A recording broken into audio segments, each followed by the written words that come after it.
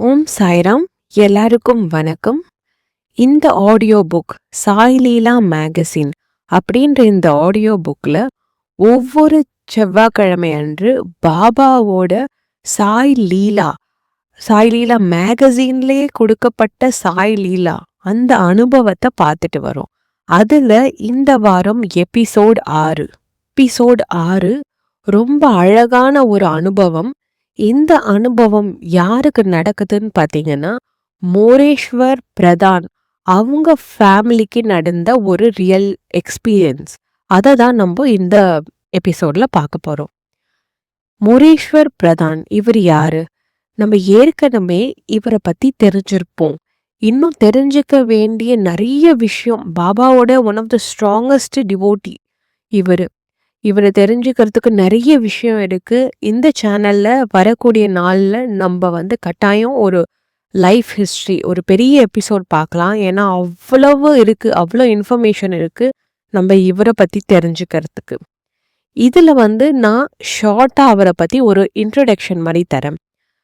இந்த மோரேஸ்வர் பிரதான் யாருன்னு பார்த்தீங்கன்னா, இவர் அந்த காலத்திலேயே ரொம்ப படிச்சவர், ரொம்ப வசதியா வாழ்ந்தவர்.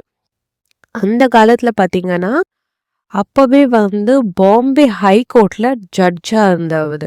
லாயர் கூட இல்ல, ஜட்ஜ். பாம்பே ஹைகோர்ட்ல ஒரு பெரிய ஜட்ஜா இருந்தவர். இவர் மும்பையை சேர்ந்தவர்.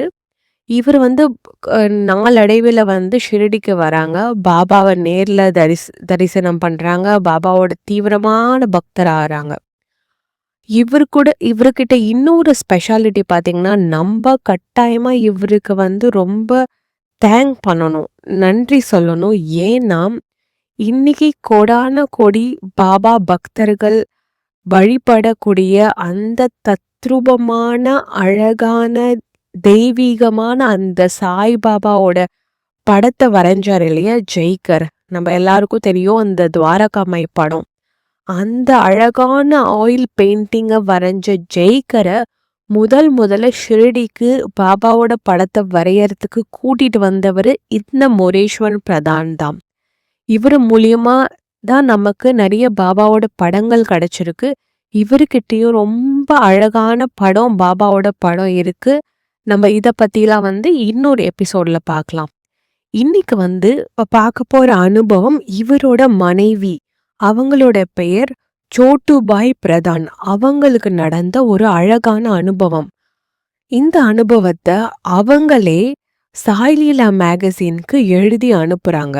1925 ஆண்டு பப்ளிஷ் ஆன சாய் லீலா மேகசினுக்கு அவங்களே கைப்பட எழுதி அமைச்சிருக்காங்க இந்த அனுபவத்தை.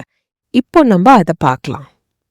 அந்த காலத்துல பாத்தீங்கன்னா, பிரதான் குடும்பம் அவங்க மும்பைக்கு பக்கத்துல சாண்டா க்ரூஸ் அப்படின்ற ஒரு சின்ன டவுன்ல தான் வசிச்சுட்டு வந்திருந்தாங்க.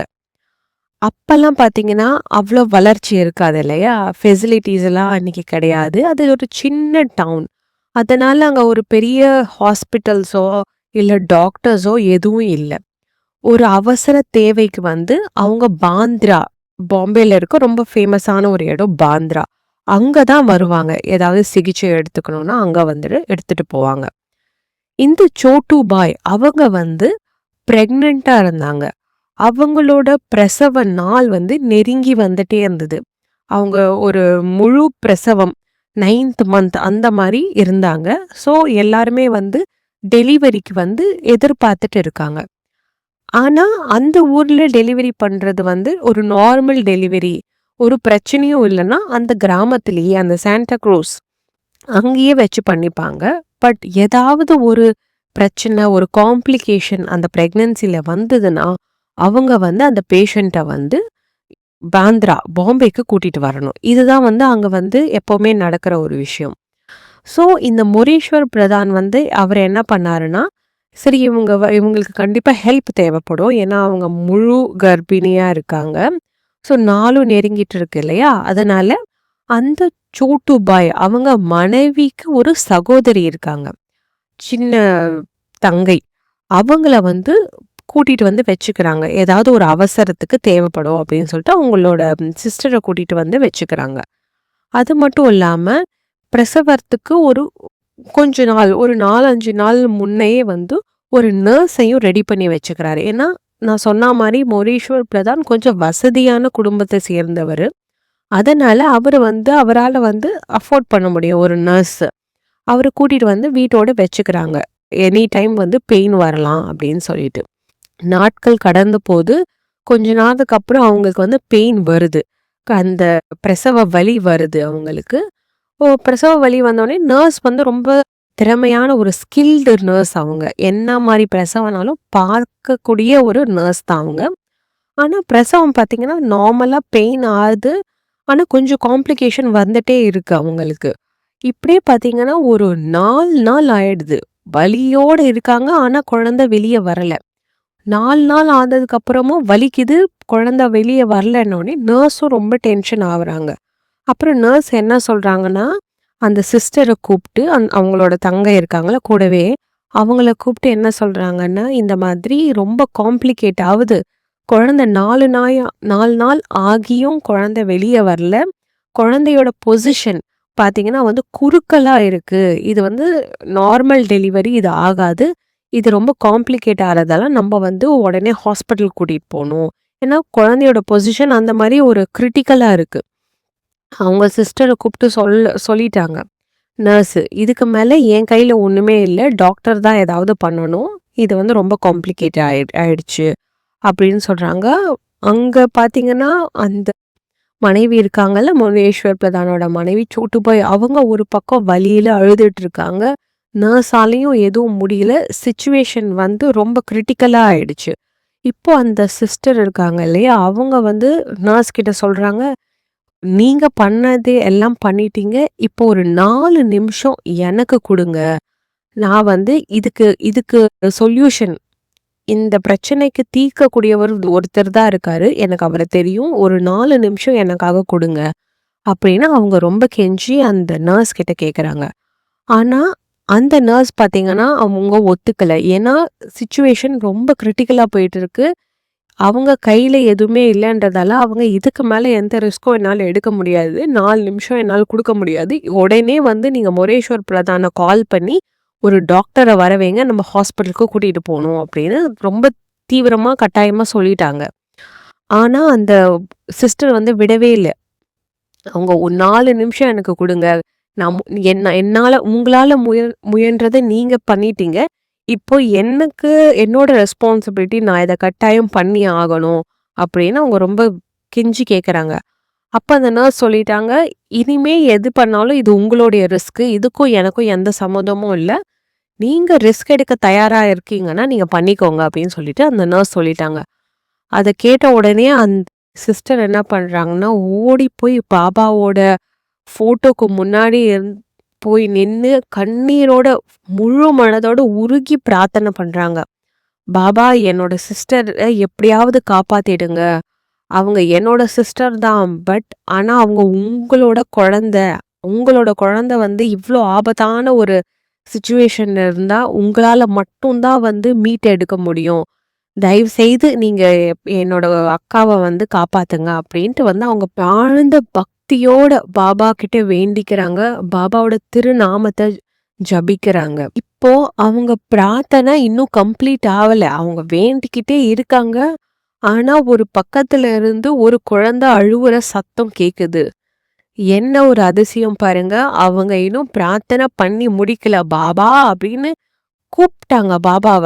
அதுக்குள்ள அந்த கருவுல வந்து குறுக்க இருந்த அந்த குழந்தை தானாகவே சரியாயி, சரியான நிலைக்கு மாறி சுகப்பிரசவம் அந்த மொமெண்ட் அந்த நொடியிலேயே அந்த சோட்டுபாய் அவங்க எந்த ஒரு சிக்கலும் இல்லாம ஒரு அழகான ஆண் குழந்தை அந்த டைம்லயே பெத்து எடுக்குறாங்க. எப்படி பாருங்க பாபா த கிரேட். மருத்துவர கூப்பிடல, எந்த டாக்டர் கிட்ட போல, ஹாஸ்பிட்டலுக்கு போல, என்ன ஒரு கிரிட்டிக்கல் சிச்சுவேஷன். அவ்வளோ ஒரு கை தே கை தேர்ந்த ஒரு நர்ஸ், ஸ்கில்டு நர்ஸ்ன்னு சொல்லுவாங்க. அவங்களால எதுவுமே முடியல. இத்தனைக்கும் வந்து அந்த காலத்துல வந்து வீட்டோட ஒரு லேடி இருப்பாங்க. நர்ஸ தவிர நர்ஸ் வச்சுக்க முடியாதவங்க வந்து ஒரு பிரசவத்துக்கு ஹெல்ப் பண்றதுக்கு ஒருத்தவங்கள வச்சிருப்பாங்க இல்லையா? அவங்கள கூட இவங்க கால் பண்ணல. யூசுவலா பார்த்தீங்கன்னா, நர்ஸ் வந்து பிரசவம் முடிஞ்ச உடனே போஸ்ட் டெலிவரி அப்படின்னு சொல்லுவாங்க. பிரசவம் ஆனதுக்கு அப்புறமா உதவி ஏதாவது தேவைப்படணும்னா, இன்னும் ஒரு லேடி ஒருத்தவங்க வந்து தான் வந்து ஹெல்ப் பண்ணுவாங்க. ஆனா, அவங்கள அழைக்க வேண்டிய அந்த சூழ்நிலை கூட உருவாகல. எல்லாமே ஒரே டைம்ல இயல்பா நடந்தது.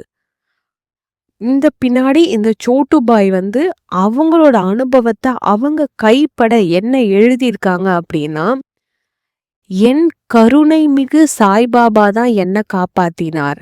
4 நாட்கள் கருவில் சிக்கி தவித்த என் குழந்தையும் அவர் மீட்டெடுத்தார். மிகவும் ஆபத்தாக இருந்த இந்த பிரசவத்தை எந்த தீங்கும் இல்லாமல் சுக பிரசவமாக மாற்றியது என் சாய்நாதரின் அருளே." இது அவங்க கைப்பட சாய்லீலா மேகசின்க்கு எழுதின வரிகள். எவ்வளோ ஒரு அழகான லீலை இல்லையா? அவங்க சிஸ்டர் வந்து பாபாவ மனதார கூப்பிட்டாங்க. இன்னும் பிரார்த்தனை கூட முடியல. "பாபா வாங்க, உங்களோட குழந்தைய காப்பாத்துங்கன்னு" கூப்பிட்ட அந்த தருணத்துல பாபா ஓடி வந்து அந்த பிரசவத்தை எவ்வளோ அழகா முடிச்சு வச்சாரு பாருங்க. இந்த அற்புத லீலை நமக்கு ஒரு உண்மையை இங்க சொல்லுது. அது என்னன்னா, முழு மனசோட அசைக்க முடியாத நம்பிக்கையோட பாபாவ சரணடைந்தால், மனுஷங்களால முடியாத எல்லா காரியத்தையும் பாபா வந்து அப்படி ஈஸியா நமக்கு வந்து நிறைவேத்தி விடுவாரு. நம்மளோட எல்லா துன்பங்களும் அவரு கட்டாயம் அறிந்திருப்பாரு. பாபாக்கு தெரியாதது ஒண்ணுமே இல்ல. அவருக்கு நீங்க என்ன கஷ்டம் அனுபவிச்சுட்டு இருக்கீங்கன்னு கட்டாயம் தெரியும். ஆனா, சரியான அந்த நேரம், அந்த டைம் வரும்போது பாபா வந்து கண்ண மூடி தொறக்கறதுக்குள்ள நம்மள வந்து அந்த கஷ்டத்துல இருந்து மீட்டு எடுத்துருவாரு. ஸ்ரத்தா, சபூரி, பொறுமை, நம்பிக்கை. பாபா சொல்ற அந்த 2 காயின் நம்ம எப்பவுமே நம்ம கையில வச்சுட்டு இருந்தோம்னா, நம்ம வாழ்க்கை வந்து பாபா வந்து கூடவே இருந்து அழகா எடுத்துட்டு போவாங்க. இந்த எபிசோட கேட்டுட்டு இருக்க லேடீஸ், பிரெக்னன்ட்டா இருப்பீங்க, டெலிவரிக்கு எக்ஸ்பெக்ட் பண்ணிட்டு இருப்பீங்க. உங்க எல்லாருக்கும் இதே மாரி அழகான சுகப்பிரசவம் அமையணும்னு நான் பாபாவ வேண்டிக்கிறேன். பாபா எப்பவுமே உங்க கூட இருப்பாங்க. எல்லாருக்கும் ரொம்ப நன்றி. ஓம் சாய்ராம்.